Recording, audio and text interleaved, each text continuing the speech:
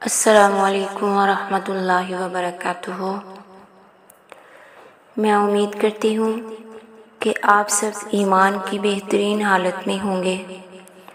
اللہ تعالیٰ آپ سب کو اپنے گھروں میں شاد و آباد رکھے، آمین، اور آپ کی طرف بڑھنے والے ہر شر کو خیر میں بدل دے، آمین یا رب العالمین۔ آج کے دور میں سب لوگ پریشان ہیں، کوئی اپنی اولاد سے پریشان ہے، کوئی اپنے کاروبار سے پریشان ہے، کوئی گھریلو جھگڑوں سے پریشان ہے۔ یہ سب کیوں ہے؟ ان پریشانیوں کا سبب کیا ہے؟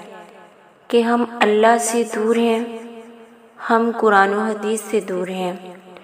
قرآن میں ہماری ہر پریشانی کا حل ہے۔ نماز پڑھنے والوں کی پریشانیوں کو اللہ دور فرما دیتے ہیں، بشرط یہ کہ انسان کو توکل ہونا چاہیے، یقین ہونا چاہیے۔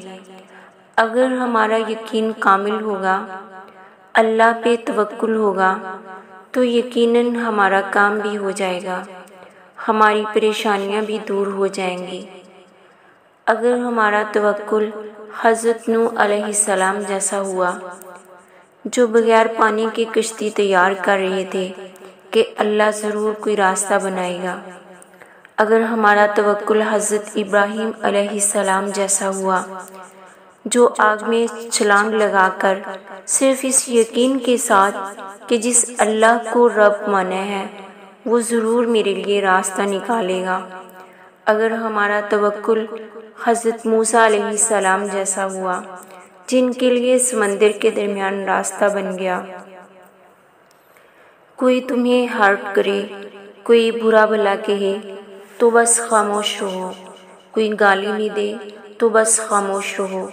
حضرت ابراہیم علیہ السلام والی یہ دعا پڑھیں جب انہوں نے آگ میں چھلانگ لگائی اور فرشتے پوچھنے لگے کہ ہم آپ کی مدد کریں، تو انہوں نے آگے سے جواب دیا، حسبنا اللہ ونعم الوکیل ونعم المولا ونعم النصیر۔